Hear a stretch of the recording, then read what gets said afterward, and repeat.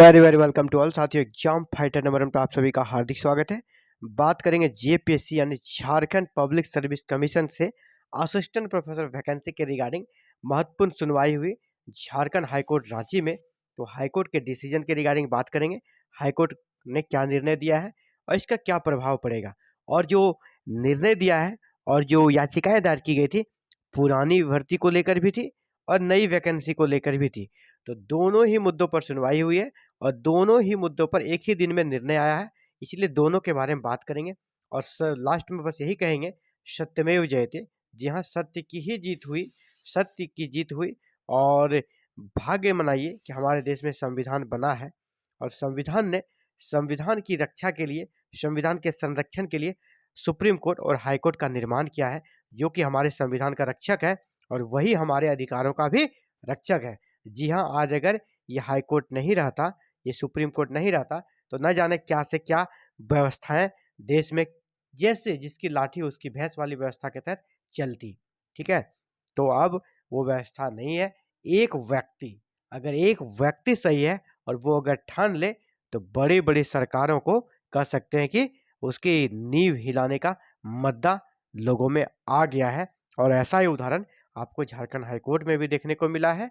और यहाँ पर असिस्टेंट प्रोफेसर वैकेंसी के रिगार्डिंग जिस प्रकार याचिकाएं दायर की गई थी इंडिविजुअल व्यक्ति द्वारा, और उन्होंने सरकार को, कह सकते हैं जेपीएससी को, अपने निर्णय बदलने पे मजबूर कर दिया है। हाईकोर्ट के आदेश के बाद देखिए अब क्या होगा। क्या है, व्याख्याता नियुक्ति के गड़बड़ी मामले में हुई सुनवाई।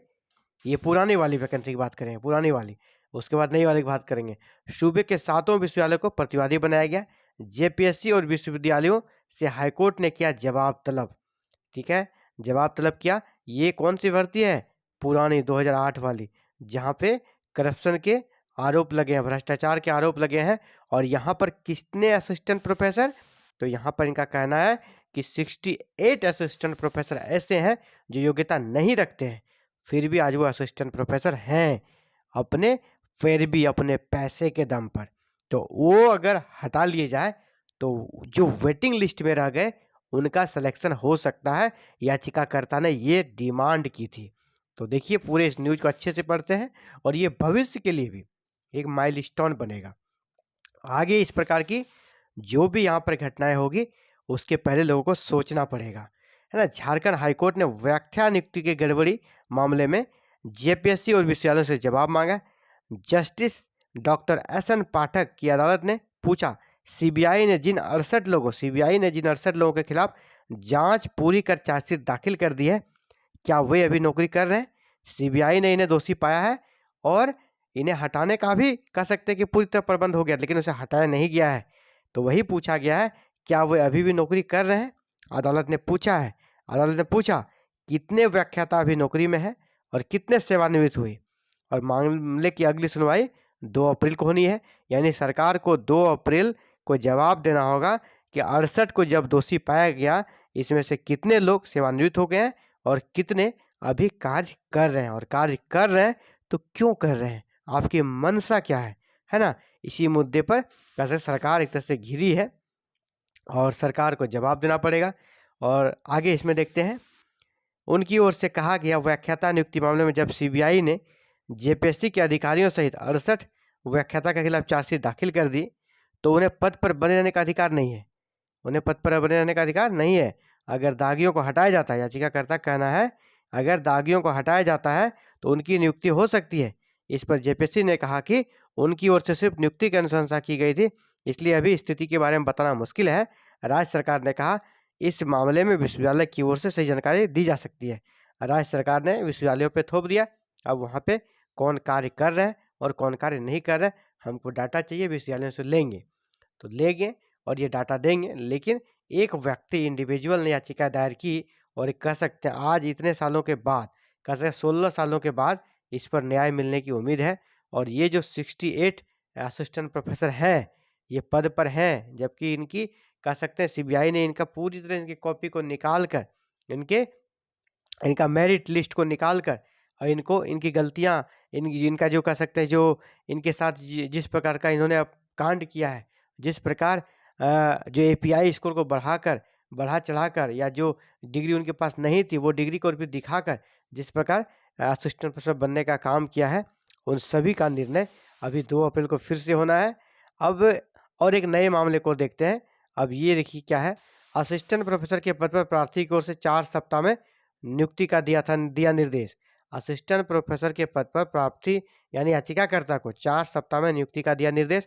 यानी अगर आप नियुक्ति नहीं देते हैं तो लोग कहाँ जाएंगे? कोर्ट में। अभ्यर्थी कोर्ट जा रहे हैं और कोर्ट से नियुक्ति ले रहे हैं।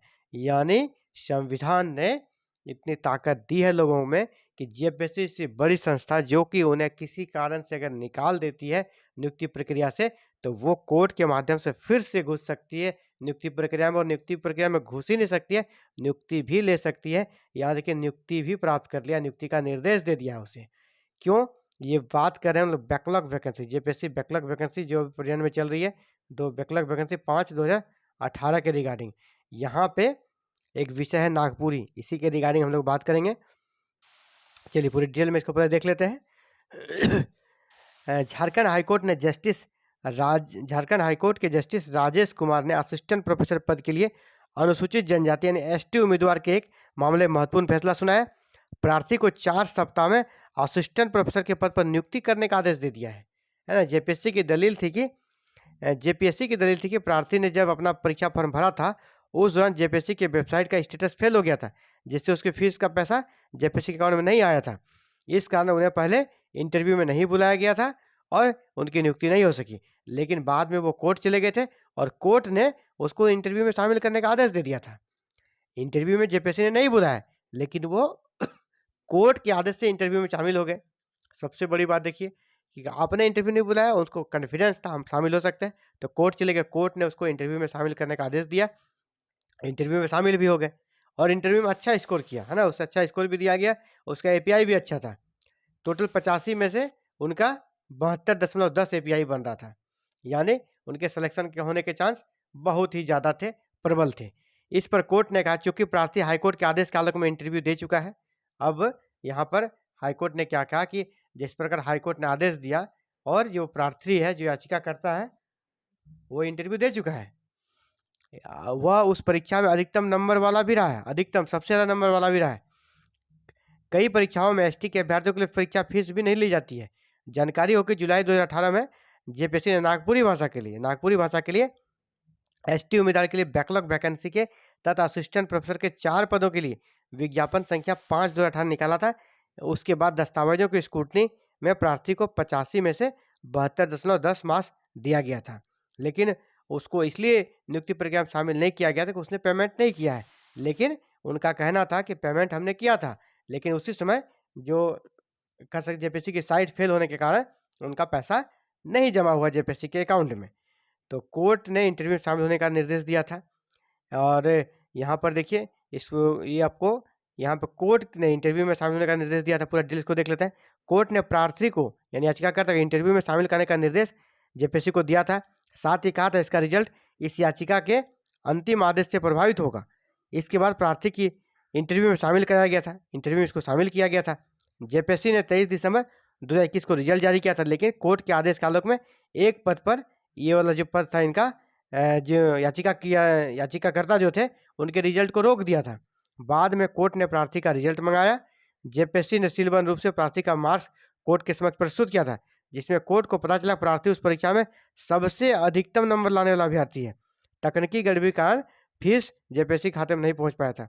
यानी जब उनका कह सकते हैं कि फीस जमा नहीं हुआ था और सिर्फ इस कारण से उसे नियुक्ति प्रक्रिया से हटा दिया गया था, लेकिन अब ऐसा नहीं चलेगा और उसको नियुक्ति देना पड़ेगा, क्योंकि उनका एपीआई इसको सबसे ज़्यादा था। यानी दोनों ही असिस्टेंट प्रोफेसर की पुरानी और नई पर बहुत ही महत्वपूर्ण सुनवाई हुई है और इससे एक चीज़ सबक मिला है, अगर आपका एपीआई सही है, अगर आपका सब डॉक्यूमेंट सही है, तो आपको जेपीएससी आज के समय में या कोई भी संस्था आज के समय में आपको नियुक्ति प्रक्रिया से कह सकते हैं हटा नहीं सकता। आपके पास कोर्ट है और कोर्ट ने के इस निर्णय से ये प्रूफ हो गया है, अगर यहाँ से आपको न्याय नहीं मिलता है जेपीएससी से, तो आप सीधे कोर्ट जाकर भी नियुक्ति ले सकते हैं, जैसा कि इन लोगों ने प्रूफ किया है। तो ये था साथियों आप सभी के लिए इंपॉर्टेंट अपडेट्स, और निश्चित ही बताना चाहूँगा ये आगे के लिए माइलस्टोन बनेगा और जेपीएससी और अन्य संस्थानों के लिए सबक बनेगा।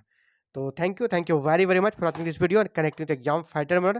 साथ ही इसी प्रकार हायर एजुकेशन से जुड़ी देश की किसी भी यूनिवर्सिटी, किसी भी आयोग से निकलने वाली वैकेंसी या यूजीसी से रिलेटेड कोई information, PhD notification, MPhil notification से रिलेटेड ए टू जेड जानकारी इस चैनल के माध्यम से आपको मिलती रहती है। तो आप भी चाहते हैं आपको भी जानकारी मिलती रहे, तो आप हमारे साथ जुड़े रहें। और हमारे साथ जुड़ने के लिए आपको करना चाहते हैं, चैनल को सब्सक्राइब, बेल आइकन को प्रेस और ऑल बटन को क्लिक कर लेना, ताकि आने वाले नेक्स्ट अपडेट आते ही आप तक नोटिफिकेशन पहुंचे और आप उस वीडियो को देखकर खुद को तैयार रख सकें। Thank you very very much.